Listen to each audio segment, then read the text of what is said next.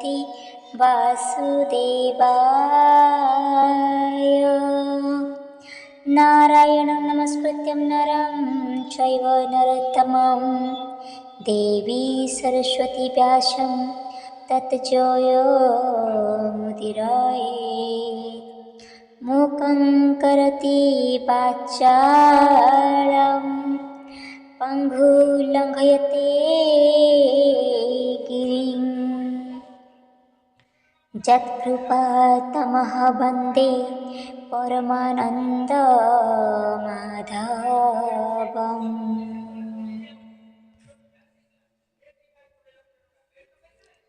भागवत महापुराण तृतीय स्कंद 31 अध्याय। कपिल उवाच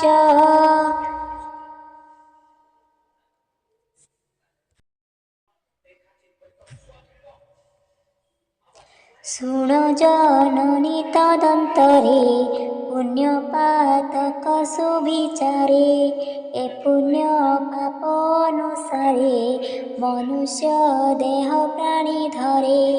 मनुष्य देह जेणु स्थिति तेणु से राजसिक मति। ଏହା କହିବା ତ ଆଗରେ ସୁଜନେ ଶୁଣ ହେତୁ ଦ୍ୱାରେ। बोलती प्रभु भगवान हो माता सावधाने सुन। ए जीव जे कर्म इच्छई ईश्वर तहि निज जई। ए जीव स्वकर्म बसरे पुरुष रे तो आशा करे। पुणी ए देह धरिबाकु प्रवेश जननी गर्भकु। पुरुष देहर स्वरूपे पसई आत्मार संकल्पे। जे जन्मे जे गर्भ संजोग पसई रजबीर्य जोग। सेरे तो प्रथम दिन रे मिसई शोणित संगरे। ताहाकु बोलिटी कल्लोळ पंचम दिने से बर्तुळ। से पुणी बदरी समाने कठिन हुए 10 दिने।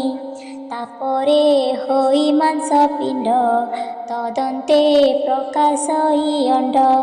मस्तक प्रथम मासरे प्रकाश हुई कांधरे। संपूर्ण बेनिमा जाए कर चरण आदि होए।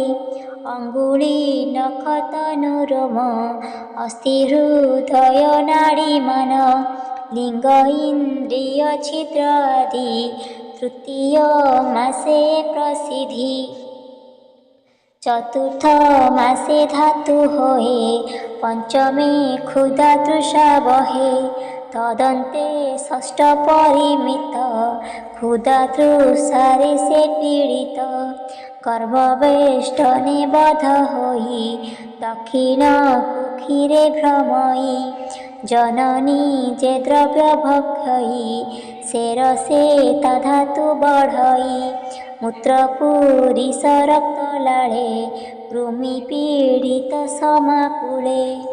तहि जंत्रिते सोई थाई कुर्मी संकुल मध्ये रही।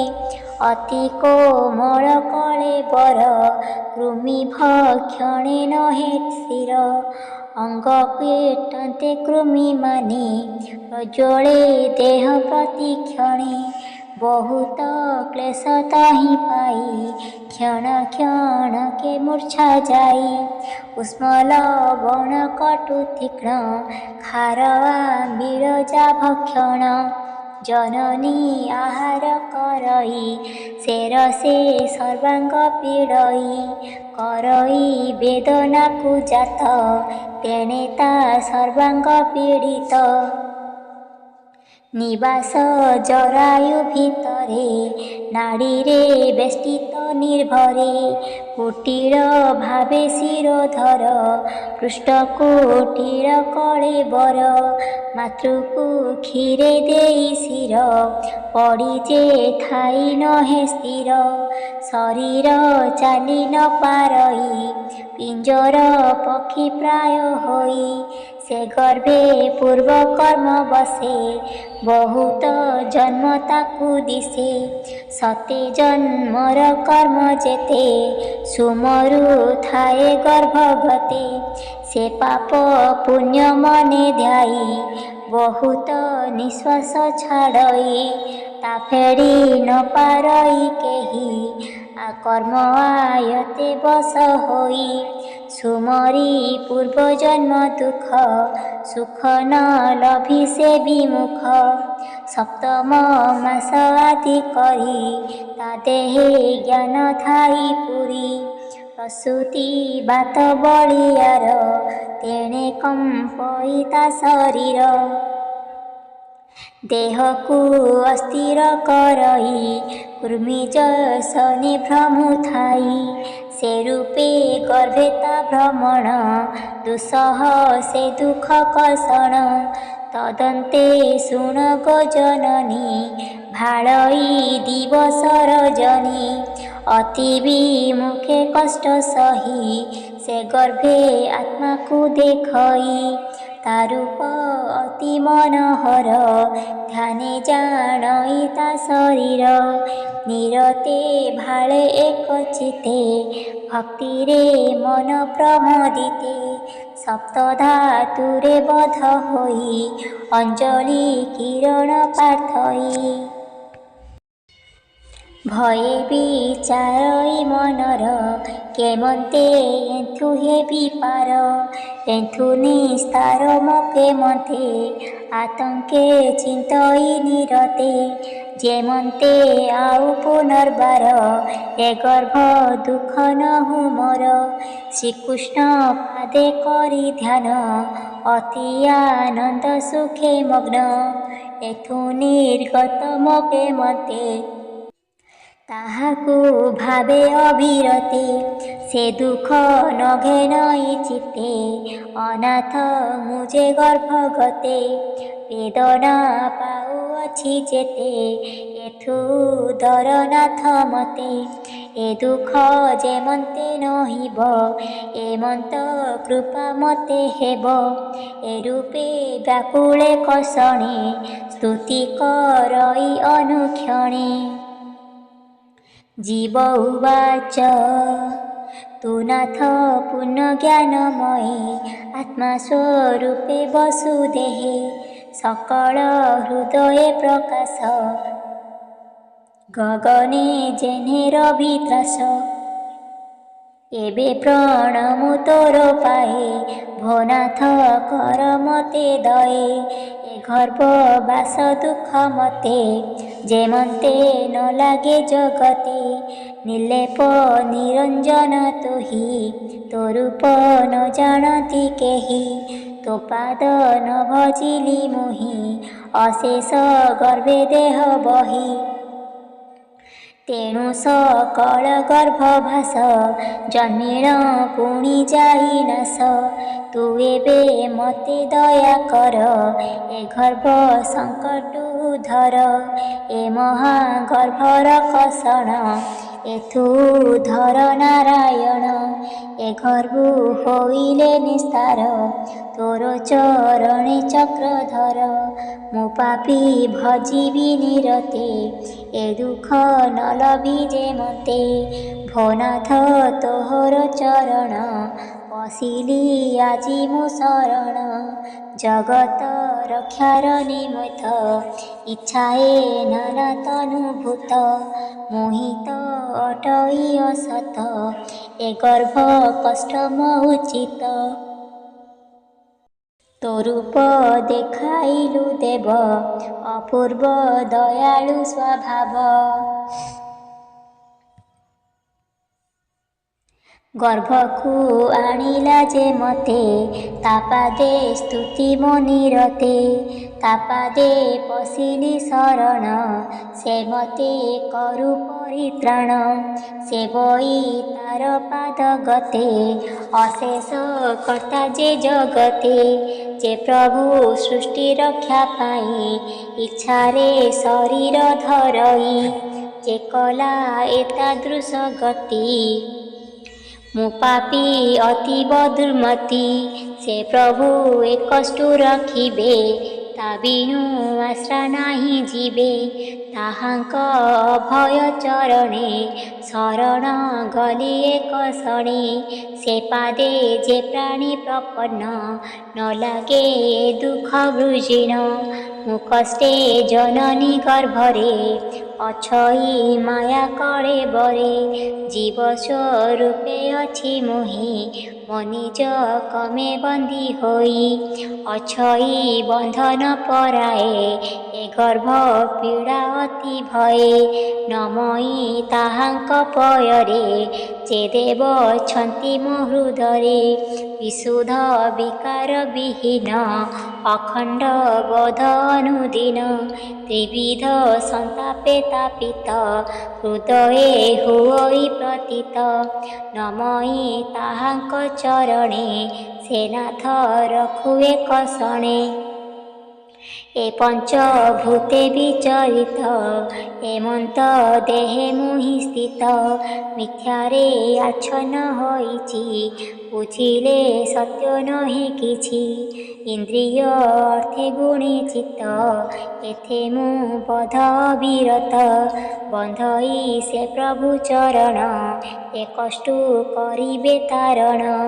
ଅକୁଣ୍ଠ ମହିମା ତାହାର, କେବେ ହେ ନଥାଇ ବିକାର, ତେଣୁ ସେ ଆଦି ନିରଞ୍ଜନ, ପ୍ରକୃତି ପୁରୁଷ ହୁଁ ଭିନ୍ନ। ସେ ପ୍ରଭୁ ପରମ ପୁମାନ, ଦିଅନ୍ତୁ ମତେ ଦିବ୍ୟ ଜ୍ଞାନ। ଯାମାୟା ଆବରି ରହିଛି, ଏଣୁ ମୁଁ ସବୁ ବିସ୍ମରୁଛି, ତେଣୁ ଭ୍ରମଇ ଏ ସଂସାରେ, ଶ୍ରମେ କାତର ନିରନ୍ତରେ। ତାହାଙ୍କୁ ଭଜିବଇ ଯେବେ, ଏ ଦୁଃଖ ନିସ୍ତାରିବେ ତେବେ। ଭଜିଲେ ନିଜ ରୂପ ପାଇ, ନ ଭଜି ପାର ହେବି କାହିଁ। ସେ ପ୍ରଭୁ ବିନୁ ଏହି ଜ୍ଞାନ, କେ ଦେଇ ପାରି ମତେ ଆନ। ତାତହୁଁ ଜ୍ଞାନ ମୁଁ ପାଇଛି, ଯେଣୁ ମୁଁ ତ୍ରିକାଳ ଦେଖୁଛି, ତେଣୁ ଏ ଗର୍ଭ ଦୁଃଖ ଘୋର, ନ ଜାଣେ ଶରୀର ମୋହର। ଏଣୁ ଯେ ତାହାଙ୍କୁ ଭଜିବି, ତେବେ ସେ କର୍ମକୁ ଜିଣିବି, ଯାହାର ଅଂଶ ସ୍ଥିର ଚରେ, ବ୍ୟାପିଛି ଭବନ ଭିତରେ। ବନ୍ଦଇ ତାହାଙ୍କ ଚରଣ, ଭୋ ନାଥ ଦେବା ଦିବ୍ୟ ଜ୍ଞାନ। କାଳ ଚଞ୍ଚଳ ଭାବ ମୋହି, ତୋ ପାଦ କମଳେ ପୁଛଇ, ଜନନୀ ଉଦର ଗୁହାରେ, ପୁରିଷ ମୂତ୍ରାଦି କୂପରେ। ଅବଶେ ତହିଁ ମୁଁ ପଡ଼ିଛି, ଜଠର ଅଗ୍ନି ଦହୁଅଛି, ତହୁଁ ବାହାର ହେବା ପାଇଁ, ସଭଏ ମାସ ଗଣୁଛଇ। କେବେ ସେ କରିବେ ବାହାର, ସେ ପ୍ରଭୁ କୃପା ପାରାବାର। ସେ କଲା ଏତାଦୃଶ ଗତି, ଲଭିଲି ଦିବ୍ୟ ଜ୍ଞାନ ମତି। ସେ ବଡ଼ କରୁଣା ସାଗର, ଯେ ମତେ ଦେଲେ ଜ୍ଞାନ ପର। ମୁଁ ତାଙ୍କୁ କି ସେବା କରିବି, କି ଦ୍ରବ୍ୟ ଦେଇ ନ ତୋଷିବି। ସେ ନାଥ ଦୀନବନ୍ଧୁ ଯେବେ, ସୁଗୁଣେ ତୁଷ୍ଟ ହେବେ ତେବେ। ଅଞ୍ଜଳି ବିନୁ ନାରାୟଣ, ମୋହର ଦ୍ରବ୍ୟ ନାହିଁ ଆନ। ଏ ଯେତେ ଜୀବ ପଶୁ ଆଦି, ଅଜ୍ଞାନ ଦେହେ ନିରବଧି, ଦେଖନ୍ତି ସୁଖ ଦୁଃଖ ମାତ୍ର, ଏଣୁ ହୁଅନ୍ତି କ୍ଲେଶ ପାତ୍ର। ଯେ ଦିବ୍ୟ ଜ୍ଞାନ ଦେଲେ ମତେ, ସେ ବୁଦ୍ଧି ଘେନି ଅବିରତେ। ଏ ଦେହ ଭିତରେ ବାହାରେ, ପ୍ରତ୍ୟକ୍ଷ ଦେଖୁଛି ତାହାରେ। ଏ ଘେନି ସୁଖେ ଆଶା ନାହିଁ, ଦୁଃଖକୁ ଭୟ ଅବା କାହିଁ। ଯେ ମତେ ଦେଲେ ଦିବ୍ୟ ଜ୍ଞାନ, ସେ ପାଦେ ମୋହର ବନ୍ଧନ। ସେ ପ୍ରଭୁ ରୂପ ମନୋହର, ଦର୍ଶନେ ଲୋଭ ଚିତ୍ତ ମୋର। ସେ ରୂପ ସୁଧା ଆପ୍ୟାୟନେ, ତୃଷିତ ଲୋଚନ ସଘନେ। କେବେ ହେ ନ ପାରଇ ଛାଡ଼ି, ଆନନ୍ଦେ ସୁଧ ନବେ ଚୁଡ଼ି। ବହୁତ ଦୁଃଖର ଆଭାସ, ଏହି ମୋହର ଗର୍ଭବାସ। ମୁଁ ଦୁଃଖ ବଞ୍ଚିବି ଗର୍ଭରେ, କେବେ ହେ ନ ଯିବି ବାହାରେ। ସଂସାର ଅନ୍ଧକୂପ ଅତି, ତହିଁକି ଯେ ଯିବେ ଗମନ୍ତି। ତୋ ମାୟା ଘଟଇ ତାହାକୁ, ସେ ସତ୍ୟ ମଣଇ ମିଥ୍ୟାକୁ। ପଡ଼ଇ ସଂସାର ଚକ୍ରରେ, ପୁତ୍ର କଳତ୍ର ମାୟା ଘରେ। ଏଣୁ ବାହାରେ ନ ଯିବଇଁ, ମୁଁ ଗର୍ଭେ ମୋକ୍ଷ ସାଧିବଇଁ। ବ୍ୟାକୁଳ ନହି ଏ ଗର୍ଭର, ସହିବି ଦୁଃଖ ମହାଘର। ଆତ୍ମାକୁ ତାରିବି ଏଠାରେ, ମନ ନିବେଶି ଆତ୍ମାଠାରେ। ସାରଥି ବୁଦ୍ଧି ବିବେକକୁ, କରିଣ ତାରିବି ଆତ୍ମାକୁ। ଗର୍ଭନିବାସ ଦୁଃଖ ଆର, ଯେମନ୍ତ ନହିବ ମୋହର। ବିଷ୍ଣୁର ଚରଣେ ପଶିବି, ଅଶେଷ ଗର୍ଭେ ମୁଁ ନ ଯିବି। ମୈତ୍ରେୟ ଉବାଚ ଏମନ୍ତେ ନାନା ସ୍ତୁତି କରି, ଗର୍ଭଯାତନା ଦୁଃଖେ ଡରି। ସେ ଜୀବ ଅତି ଦୁଃଖେ ଛନ୍ନ, ଦୁର୍ଗନ୍ଧ ଆଘ୍ରାଣେ ଅଜ୍ଞାନ। କହନ୍ତି କପିଳ ଗୋସାଇଁ, ସେ ଦେବହୂତି ମୁଖ ଚାହିଁ। କପିଳ ଉବାଚ ବିନୟ ଭାବେ ସ୍ତୁତି କରେ, ଏ ଜୀବ ଜନନୀ ଉଦରେ। କେବେ ହେ ନହେ ତାଉ ଶ୍ୱାସ, ଦୁଃଖେ ପୀଡ଼ିତ 10 ମାସ। ଏମନ୍ତ ଦୁଃଖ ଅବଶେଷେ, ଶରୀରୁ ପବନ ପ୍ରକାଶେ। ତାହାକୁ ପ୍ରସବ ମାରୁତ, ପ୍ରେରଣ କରଇ ବହୁତ। ତକ୍ଷଣେ ଅଧେମୁଖ କରି, ପକାଇ ଯୋନି ଦ୍ୱାର ଭରି। ଗର୍ଭ ଭିତରୁ ତାକୁ ହେଳେ, ପବନ ଝାଙ୍କି ମହାବେଳେ। ସେ ଯୋନି ଦ୍ୱାର ମାର୍ଗ ଗତେ, ବାହାର କରଇ ତୁରିତେ। ଅତି ସଂକୀର୍ଣ୍ଣ ଜନ୍ମ ଦ୍ୱାର, କଷ୍ଟରେ ହୁଅଇ ବାହାର।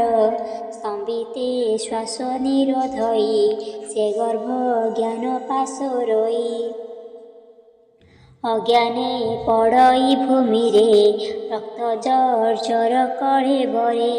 ଉର୍ମିର ପ୍ରାୟ ଚେଷ୍ଟା କରେ, ରୋଦନ କରଇ କାତରେ।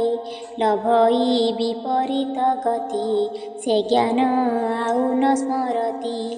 ଆଳନ୍ତି ଜ୍ଞାତି ବନ୍ଧୁ ଜନେ, ତା ଅଭିମତ କେହୁଁ ଜାଣେ। କ୍ଷୁଧାରେ ତକ୍ଷଣେ ରୋଦଇ, ତା କେହି ବୁଝି ନ ପାରଇ। ବୋଲନ୍ତି ପେଟ ବଥାଇଲା, ଏଣୁ ଏ ବ୍ୟାକୁଳେ ରୋଦିଲା। ମୁଖେ ଦିଅନ୍ତି ନିମ୍ବରସ, ଜୀବ ତ ପିୟଇ ଅବଶ। ନିଷେଧି ତାହା ନ ପାରଇ, ଯାହା ଦିଅନ୍ତି ତାହା ଖାଇ। ଅଶୁଚି ଶଯ୍ୟାରେ ଶୟନ, କରନ୍ତି ତାକୁ ପରିଜନ। ତହିଁ ଅବଶେ ପଡ଼ିଥାଇ, ପିମ୍ପୁଡ଼ି ମାଛି କୀଟ ଖାଇ। ନିବାରେ ନ ହୋଇ ସମର୍ଥ, ଯେଣୁ ନ ଚଳେ ପଦହସ୍ତ। ଉଠି ବସିତେ ଶକ୍ୟ ନାହିଁ, ବନ୍ଧନ ଜୀବ ପ୍ରାୟ ହୋଇ। କୋମଳ ଚର୍ମ ତା ଶରୀରେ, କାଟନ୍ତି ମଶକ ନିର୍ଭରେ। ଦଶନ ବିକାଶୀ କାଟନ୍ତି, ଶୋଷିଣ ଶୋଣିତ ପିବନ୍ତି। ତହୁଁ ସେ ଜ୍ଞାନହୀନ ହୋଇ, ସର୍ବଦା ରୋଦନ କରଇ। ଏ ରୂପେ 5 ବର୍ଷ ଯାଏ, ଶୈଶବେ ଦୁଃଖ ଭୋଗ ହୁଏ। ପୌଗଣ୍ଡ କାଳେ ମହା ଦୁଃଖ, ତହିଁ ନ ପାଇ କିଛି ସୁଖ। ତଦନ୍ତେ ବିଦ୍ୟା ପ୍ରପଠନେ, ଭୟେ ତରସ୍ତ ପ୍ରତିଦିନେ। ମରଣୁ ସେ ଦୁଃଖ ବଳଇ, ନିର୍ଭୟ ସ୍ଥାନେ ପଶେ ଯାଇ। ଏମନ୍ତେ ଜୀବ ଲଭେ କ୍ଲେଶ, ନ ପାଇ ଜ୍ଞାନ ଉପଦେଶ। ଯୌବନାବସ୍ଥା ପ୍ରବେଶେଷ, ତହିଁ ପୀଡ଼ିତ କାମ ବାଣ। ମନେ କଳ୍ପିତ ଯା କରଇ, ସେ ଯେବେ ଆସି ନ ଘଟଇ। ଶୋକରେ ହୁଅଇ ବାଧିତ, କ୍ରୋଧିତ ହୋଏ ଅବିରତ। ଏମନ୍ତ ପ୍ରତି ସଂବତ୍ସରେ କାମ ବଢ଼ଇ ନିରନ୍ତରେ ଯେ ରୂପେ ଶରୀର ବଢ଼ଇ ତା ସଙ୍ଗେ କାମାଦି ବଢ଼ଇ ପ୍ରକୋପ ବଢ଼େ କଳେ ବରେ କାମିନୀ ସଙ୍ଗେ କେଳି କରେ ଅତ୍ୟନ୍ତ କାମେ ହୋଇ ବାଇ ଆପଣା ନାଶ ନ ଜାଣଇ ନାନା ଯୋନିରେ ଆଶା କରେ ଏ ଯୁବା ବୟସ ବେଭାରେ ଏମନ୍ତେ ବଢ଼େ ଦିନେ ଦିନେ ଯେ ରୂପେ ପ୍ରୌଢ଼ ସେ ଯୌବନେ ବ୍ୟାକୁଳ ଧନ ଅରଜନେ ଚିତ୍ତ ବ୍ୟାକୁଳ ଦୁଃଖ ମନେ ଦିନକୁ ଦିନ କାମ ଗାଢ଼େ ନିରତେ ଅହଙ୍କାର ବଢ଼େ ସନ୍ତତି ଜନମ ବ୍ୟାକୁଳେ କାମିନୀ ସଙ୍ଗେ ରତି ମେଳେ ପଞ୍ଚଇ ସୁଖ ପ୍ରାୟ ମଣି ଆତ୍ମାର ଦୁଃଖ ନ ପ୍ରମାଣେ ଏ ପଞ୍ଚଭୂତ କଳେ ବରେ ଆପଣା ବୋଲି ଯାଦରେ ମୁହର୍ତ୍ତା କର୍ତ୍ତା ସର୍ବଠାରେ ଏ ମୋର ଅଛନ୍ତି ଯେତେ ଘରେ ଏହିକୁ ମତି ଭାବୁଥାଇ ଆପଣା ହିତ ନ ଜାଣଇ ଚର୍ମ ଶୋଣିତ ଗାଢ଼ ଭୀତି ଅଶେଷ ରୋଗ ଯହିଁ ସ୍ଥିତି ଏମ ଶରୀର ବୋଲି ଜାଣେ କ୍ଷଣ ବିଧ୍ୱଂସ ନ ପ୍ରମାଣେ ଏ ଦେହ ଅସତ୍ୟ ସ୍ୱଭାବେ ଯେ ଆତ୍ମବୁଦ୍ଧି ଅନୁଭବେ ପରମ ହିଂସନେ କରେ ମତି ନିଜ ଶରୀର ସୁଖ ଚିନ୍ତି ଅସାଧୁ ସଙ୍ଗେ ନିତ୍ୟ ଥାଇ ସୁସାଧୁ ସଙ୍ଗ ନ ଇଚ୍ଛଇ ନିତ୍ୟ ବିଷୟା ସଙ୍ଗ ଚିନ୍ତି ଏ ଯେନ ଭଲେ ଆତ୍ମଗତି ଆହାର ଶୃଙ୍ଗାର ଇଚ୍ଛଇ ନିବେଦେ ନିତ୍ୟ ମନ ଦେଇ ତାର ବିଶ୍ୱାସ ନିତ୍ୟ ମଜେ ଜିହ୍ୱା ଇନ୍ଦ୍ରିୟ ରସେ ମଜେ ଭଜଇ ବିଷୟ ତରଙ୍ଗ କେବେ ହେ ନୋହେ ସାଧୁ ସଙ୍ଗ ଆତ୍ମାକୁ ନ କରେ ବିଚାର ଏଣୁ ଏ ଦୁଃଖ ମହାଘୋର ଯେ ଦେହେ ନାନା କ୍ଲେଶ ଦେଇ କର୍ମ କରଇ ତାର ପାଇଁ ଯେ କର୍ମେ ବଦ୍ଧ ପ୍ରାୟ ହୋଇ ଅଜ୍ଞାନୀ ପୁନଃଜନ୍ମ ହୋଇ ଶିଶୁ ଉଦର ସୁଖାତୁରେ ଉଦ୍ୟମ କରେ ନିରନ୍ତରେ ଏମନ୍ତ ଅସତ ଯେ ଜନ ତାର ସଙ୍ଗତେ କରେ ମନ ତାଙ୍କ ସ୍ୱକର୍ମ ଆଚରଇ ଯେ ମାର୍ଗେ ନରକେ ପଡ଼ଇ ଭୋମାତ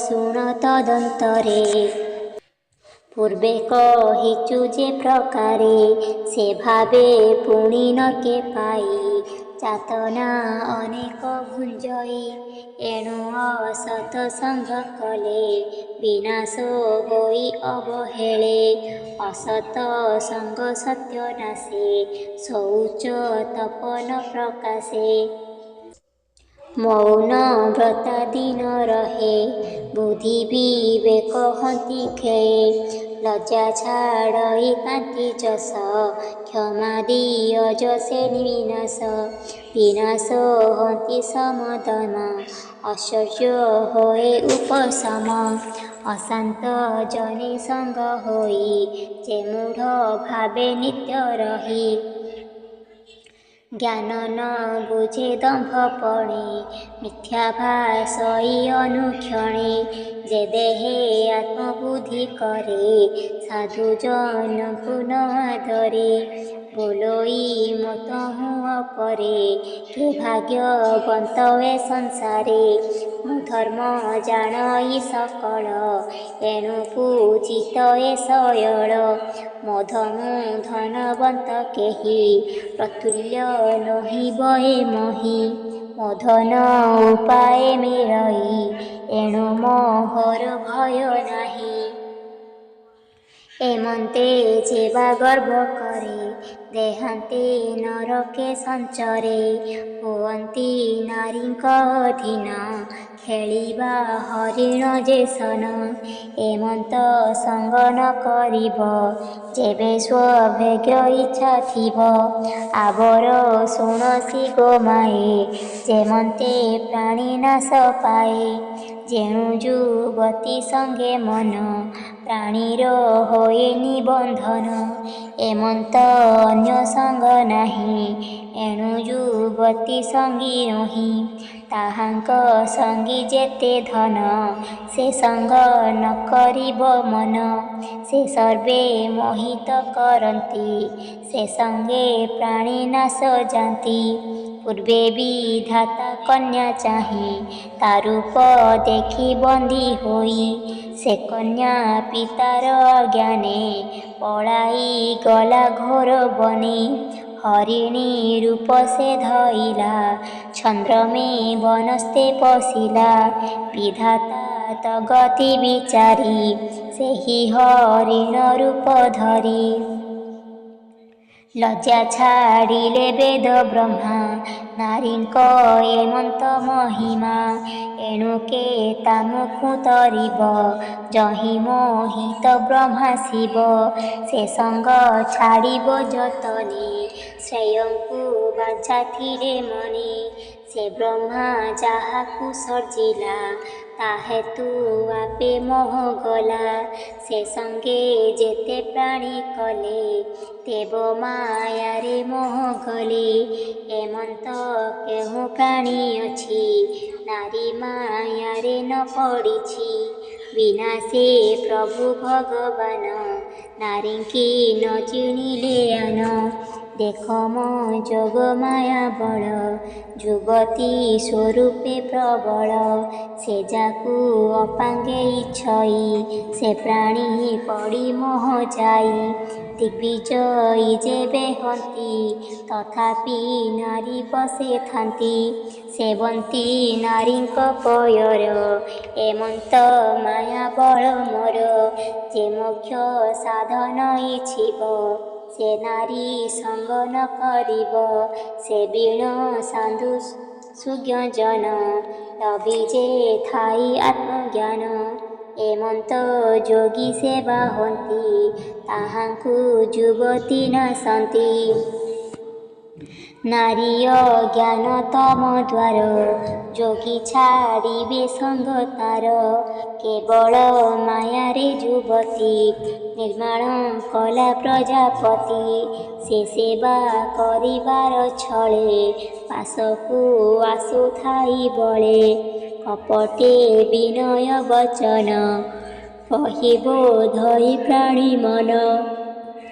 ବ୍ୟାଧ ଯେ ସନେ ଛନ୍ଦ କରି ଜୀବ ବିନାଶେ ପାଶେ ଭରି। ତେସନ ନାରୀଙ୍କ ବଚନ ବିଶ୍ୱାସୀ ହରେ ପ୍ରାଣୀ ମନ। ତୃଣ ଆଚ୍ଛନ୍ନ କୂପେ ଥାଇ ପ୍ରାଣୀ ବିନାଶ ଚିତ୍ତେ ଧାଇ। ନିଶି ଦିବସେ କୂପ ଦ୍ୱାରେ ଜାଗ୍ରତେ ରହେ ନିରନ୍ତରେ। ସେ ପଥେ ଯେ ପ୍ରାଣୀ ଗମନ୍ତି ସେ କୂପେ ପଡ଼ି ନାଶ ଯାନ୍ତି। ସେ କୂପ ଅତି ତମ ଘୋର ଦେଖି ଭ୍ରମନ୍ତି ସୁର ନର। ତାହାର ଅନ୍ଧ ପାର ନାହିଁ ଗଭୀର କେ ପାରିବ କହି। ଯହିଁ ଅଶେଷ ଉଦୟସ୍ଥ ପ୍ରାଣୀ ନ ଜାଣେ ତାର ତତ୍ତ୍ୱ। ସେ କୂପ ପ୍ରାଣୀ ସୁଖ ଭରେ ପଡ଼ି ବୃକ୍ଷାଦି ଯେବେ ଧରେ। ସେ ସର୍ବେ ଉପୁଡ଼ି ପଡ଼ନ୍ତି ସେ କୂପେ ପଡ଼ି ନ ବର୍ତ୍ତନ୍ତି। ବୃକ୍ଷାଦି ଉପଲକ୍ଷ୍ୟ ଯେତେ ଧର୍ମାଦି ପୁଣ୍ୟ ଏ ସମସ୍ତେ। ସେ କୂପ ପୁଣ୍ୟ ବିନାଶିନୀ ନିର୍ମିତ କଲେ ପଦ୍ମଯୋନି। ସେ ଜ୍ଞାନ ମାର୍ଗ ଆଚ୍ଛା ଦେଇ ଅଜ୍ଞାନୀ ଜନେ ସୁଖମୟୀ। ସେ ସଙ୍ଗେ ପୁଣ୍ୟ କର୍ମ କଲେ ସକଳ ନାଶ ଯାଇ ଭଲେ। ଏ ଘେନି କୂପ ମାର୍ଗ ଗତେ ଜ୍ଞାନୀ ନ ଗମେ ଭୟ ଚିତ୍ତେ। ଦୁର୍ଗମ ଦ୍ୱାର କୂପ କହି ତୃଣ ଆଚ୍ଛାଦି ରୂପ ଯହିଁ। ଯେବେ ଅଜ୍ଞାନେ ଭ୍ରମେ ଜୀବ ତା ମୃତ୍ୟୁ ପାଏକ ଭାବିବ। ମୋ ମାୟା ନାରୀ ରୂପ ହୋଇ ପୁରୁଷ ପ୍ରାଣ ବିନାଶଇ। ତାହାକୁ ବୋଲେ ମୋ ଯୁବତୀ କାଶୀରେ ଗୃହ ଧର୍ମ ଯାନ୍ତି। ଧନ ଜୀବନ ଆଦି ଯେତେ ସମର୍ପିଥାଇ ସ୍ନେହ ଚିତ୍ତେ। ଗୁରୁଜନଙ୍କୁ ମାୟା କରେ ତାର ବିଶ୍ୱାସେ ଦିନ ହରେ। ସେବକ ଜନ ପ୍ରାୟ ହୋଇ ନିରତେ ସେବେ ସୁଖ ପାଇ।